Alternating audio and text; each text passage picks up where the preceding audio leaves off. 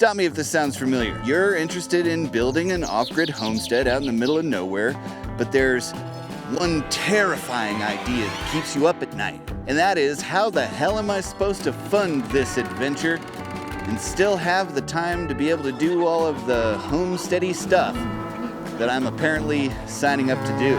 All while your bank account is slowly dying from malnutrition and lack of income. For us, it wasn't a hypothetical. Overnight, both of us, no jobs, living in a tiny little apartment in the city, 2 kids. That's when we found our property on billyland.com, and not more than 34 days later, we arrived here, having nothing but a beat-up travel trailer, an SUV on its last legs, and only $300 in our pockets. In the next 15 minutes, I'm gonna show you exactly how we kept our family growing and going out here for the last 13 years, but more importantly, give you some practical ideas of how you can create your own little off-grid income adventure and still have time to build up your off-grid homestead. If that's something you've been wondering about, let's talk about it. You see, before the garden, or the solar panels, or the ducks and chickens whose main purpose in life is to laugh at my silly jokes, even before the perpetually unfinished projects, the decision to pursue this lifestyle was sort of made for us. Back in the city, both jobs gone overnight. Our old life, vanishing in front of our eyes, and with 2 little kids to take care of, we needed to figure out something fast. But you see, back then, the idea of homesteading wasn't even like conceptually in our universe. There wasn't thousands of YouTube creators out there showing you how to do all of this stuff. All we knew is that what we were doing wasn't working for us. We needed to figure out something different fast. Otherwise, I was going to go insane, and I was going to drag Carrie along with me on that little trip. Because we weren't going to be able to pay the rent, we were frantically looking for cheaper places to live when Carrie came across a site called billyland.com. They do owner financing, low down payment, no qualifications, low monthly payment, land purchases. And she came up to me and asked, hey, do you think if we started from scratch in the middle of nowhere that we'd be able to build a life for ourselves? I, like a good husband wanting to support his beautiful wife, said, yup.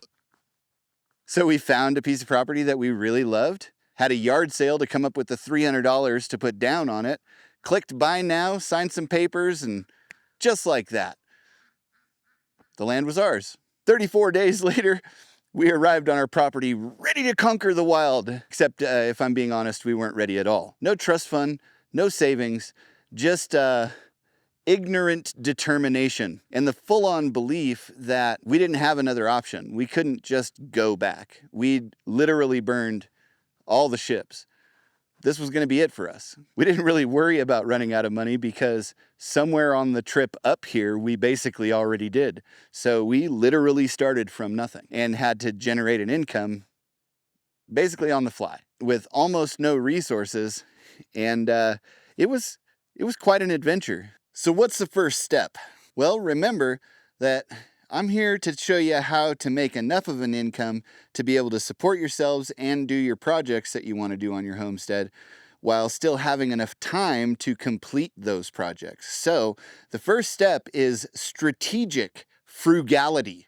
Our entire off-grid financial philosophy is based on one simple concept, and that is that a dollar saved is actually worth more than a dollar earned. This mindset shift is the foundation of everything we do. Before we buy something, we ask ourselves, is it something we can make? Is it something I can salvage? Can I find a different way to acquire that without having to spend money on it? You may say to yourself, oh, so you have to be a cheapskate. No, you have to be resourceful. And that means seeing old barnwood as a new chicken coop wall rather than trash, learning how to repair appliances and tools instead of replacing them. This commitment to salvaging, repairing, DIY projects plugs more financial holes than any income stream out here ever could. It is the most powerful way to reduce that daunting number that you have to produce every single month in order to just survive, and makes the dream of being able to accomplish all the things you want to accomplish on your land instantly more achievable. And I recommend practicing this frugality before you ever even get onto your land. It's a muscle you can build over time regardless of the lifestyle that you live. And I'm telling you, it makes a huge difference. Remember, the less dollars you have to make, the less hours you'll have to trade for those dollars, immediately giving you more freedom to do the things that you moved out to BFE to accomplish in the first place. Income stream number 1 leverages your existing skills, and here's the beautiful part.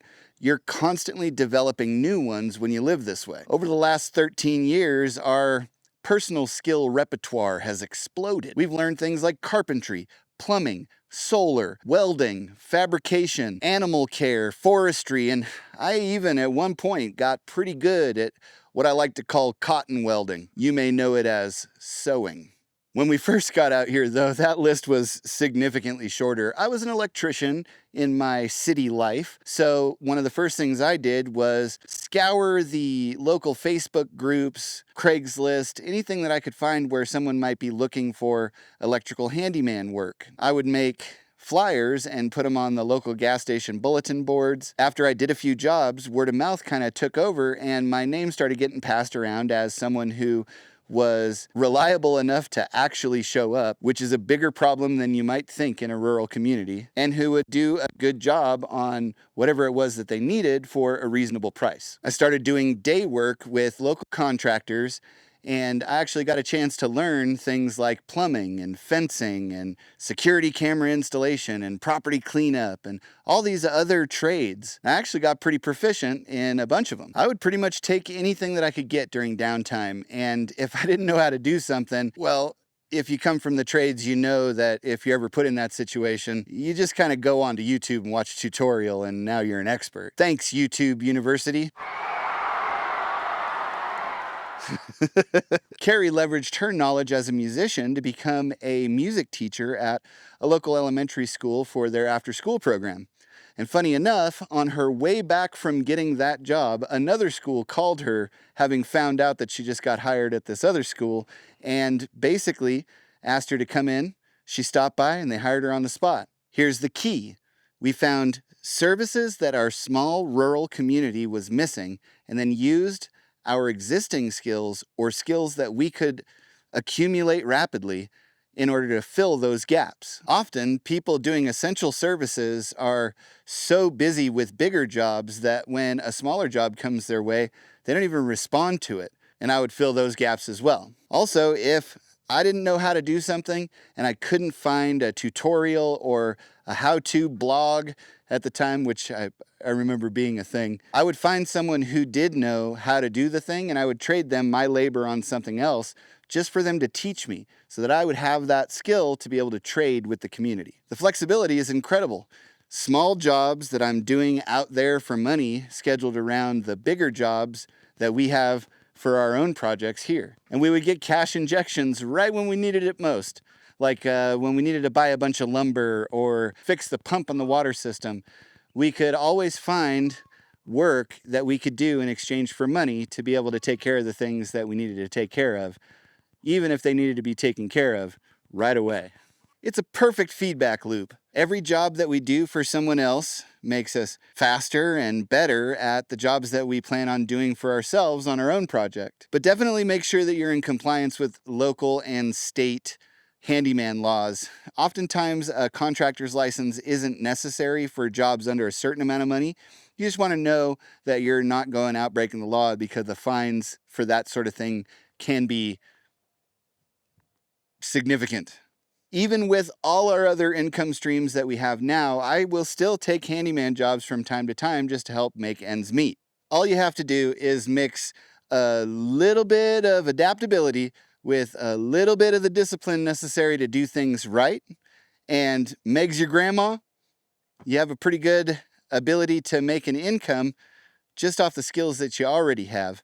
And if you don't have any skills, I really recommend that you work on one or two things that are skills that you can trade with your community before you get out here. This is a great way to generate a reasonable income with the flexibility that you need to accomplish what you set out to accomplish by coming out here in the first place. If this no fluff practical answers to your question type of video resonates with you, be sure to hit the subscribe button.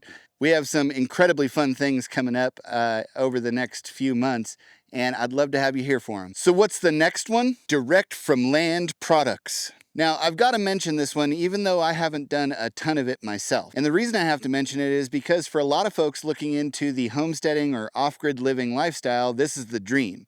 And that is taking things that you harvest directly from your land and turn them into products that you can sell. I have a bunch of homestead friends who successfully do this. And this dream can actually come to fruition where the homestead not only takes care of the needs you have for food and space and security and all of those things, but also can create an income for you as well. I've seen people start super small with, extra eggs at a farm stand at the end of their driveway with a little honesty box for the neighbors to put couple bucks in when they take some eggs. Extra zucchinis and peppers and tomatoes. But they quickly discover that while fresh products are good, value-added products actually create a lot more profit for you. Instead of berry baskets, they'll make small batch jellies and jams. Instead of just goat milk, their goat milk soap became a bestseller at the local farmer's market. We actually used to make a skin cream that was amazing. It did all kinds of cool stuff, and I called it Carry Butter. It sold like hotcakes. I know homesteaders that are running their own little nurseries, just taking trimmings and propagating small fruit trees. And doing it that way has basically zero upfront cost and huge amounts of profit. Selling young plants to aspiring gardeners can create great seasonal income. And growing things like microgreens indoors and then selling those microgreens to local restaurants can actually generate a pretty good income all year round. I have a number of friends who do that. Now, I have to caution you on this. Doing these sorts of things takes time to establish not only the systems to generate the things, but to build up a reputation as someone who can be trusted with that sort of an operation. So don't count on moving out to your property and immediately establishing that as a way for you to pay for your entire lifestyle. If you got started right away, it would take you a year, 2, maybe even 3 just to get that going. And be a good neighbor. Find niche markets that you can produce for that don't already have a bunch of people doing that thing. Focus on adding to the community and the diversity of options for them rather than competing with one of your neighbors' already established income streams. The old online anchor. Our most stable income stream has almost nothing to do with the dirt under our fingernails. And nowadays, it's actually even easier to find than really any time in the past. That is remote online work. Now, before you click away thinking to yourself, I'm never going to be an influencer, this isn't about becoming TikTok famous. For us, it meant using existing skills remotely. For example, Carrie has been able to give a couple of music lessons over Messenger over the years. And that was great because people are really spread out here. So that cut down the amount of money we were spending on driving overhead for her to be able to give that service. Along with being an electrician back in the city, I have another skill that I rarely talk about.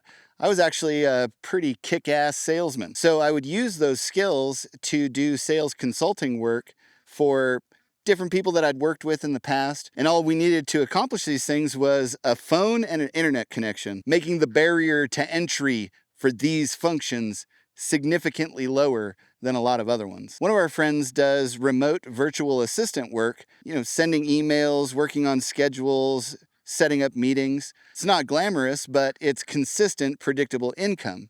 We have another friend who does medical billing and hospital administration remotely. Not to mention the fact that I know a bunch of people who have been able to negotiate a new contract with their existing jobs to be able to continue to do those jobs, but to do them remotely. And it has a lot of different benefits, not just for the employee, but also for a lot of different types of employers.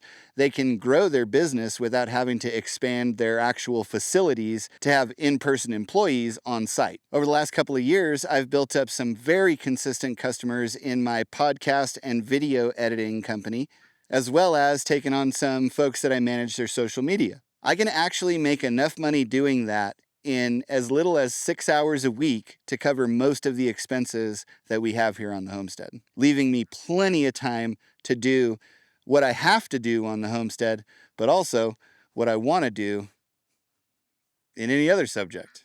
The next one, you may not have any interest in doing yourself, but it's something we do, so I figured I'd add it here. We have, over the last 13 years, documented our entire journey moving off grid and building out this homestead that we've done for close to nothing. And those videos have recently, just within the last couple of years, started to make us some money as well. We didn't set out to make quick riches doing that. We were more interested in finding our people, which we did, as well as taking the lessons that we were learning and documenting them so that it might help other people who were looking into this lifestyle feel like it was a little more attainable for them. For most of that time, we had a very small but amazing little following. Literally dozens of people would tune in weekly. Over time, we got better at making and editing videos, which is where we attained the skills to be able to take on the podcast and video editing company, as well as we got the hang of how to grow on social media, and that gave us the skills necessary to take on social media management clients as well. Then as I got interested in new hobbies, like I tend to do, such as blacksmithing, for example, I would start making these ornamental metal guitar hangers that were in the shape of a treble clef. They were super cool and people loved them. Or when I started to get into making knives, I sold a bunch of custom kitchen knives and survival knives and pocket knives and those sorts of things. But my absolute favorite was the Valhalla Kitchen Battle Axe. It was this amazing little tool, and the tagline on the website that we sold them on was, "Now you can make the onions do the crying." We also made a colloidal silver and diatomaceous earth skin cream that was like magic. And we would sell these different products to our small community that we had developed online. And I have friends who you'd never think in a million years would have an online presence, who have a little Facebook group, and they do a great job of providing their community with things like, meals ready to eat and camping meals and things that they can easily store for long-term food storage. And they do great with it. So you don't have to be the type that wants to be in front of the camera talking at length like someone that you and I probably both know in order to make an income working online. We just kept showing up, and sometime last year, we apparently hit critical mass and our account blew up on TikTok, and now our tiny little community that started out on Facebook has grown to just shy of 1 million folks over all of our socials. And now making our videos is right up there with all of our other streams of income. So it's worked out to be pretty amazing. After 10 years of not making a dime doing it, it's actually something that helps put food on the table. Online work is crucial for its flexibility. You can answer emails in the morning at the crack of dawn before an entire day of construction happens. You can edit videos at the end of the evening, and none of the actions that you do to make any income are location tied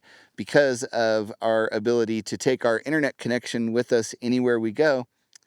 We can basically create income anywhere we go as well. And we can always put off doing those functions if there's a massive storm that requires covering up a roof of something, or there's some kind of project that's an emergency basis needs to be handled, or Saoirse here just wants to randomly cough up a hairball in the middle of your take. It doesn't really matter. You can always do it in a few minutes. Oh, Saoirse. So there's your completely transparent, no secrets blueprint to funding your off-grid homestead while still having enough time to be able to build your off-grid homestead. Let me recap what we talked about. Number 1 is going out into the community and finding out what services are missing and then using your existing skills to fill those gaps. Number 2 is value-added products from your land, taking the bounty of your homestead and turning it into products that you can sell. And number 3 is online anchor work, using your existing skills remotely so that you can generate a consistent and routine income to cover all of the basic expenses. But here's what ties it all together. It's that first step of extreme, unapologetic frugality. Parsimoniousness. That's really the foundation of being able to make something like this work. Every dollar we don't have to spend is a dollar we don't have to earn, freeing us up to have the time to be able to do all of the things that we moved all the way out here to do in the first place. And that's the biggest myth busted. You don't have to be rich to start living an off-grid homestead dream. We're living proof of that. Our secret weapon is not cash, it's resourcefulness, as well as having created multiple streams of flexible income that cover each other's gaps. That's it. And in the next video, I'm going to actually walk you through all of the main mistakes that people make when they're trying to find cheap land to buy. And you're going to want to see that because I bet you the 5 mistakes that I'm going to go over are ones that you've never heard before. So if it's already made, it'll show up right here. But if I haven't made it yet, this is the video that YouTube thinks that you should watch next. Go ahead and click on that one. And if you haven't already, be sure to subscribe and hit the notification bell. That way you never miss one of these videos that has in it the information that you're going to absolutely need, even if you don't know you're going to need it just yet. So thanks for watching, and remember, your homesteading journey doesn't have to start when you have enough money. It starts when you've decided for yourself that you're willing to do what it takes to make it go right with what you got. And we'll see you in the next one.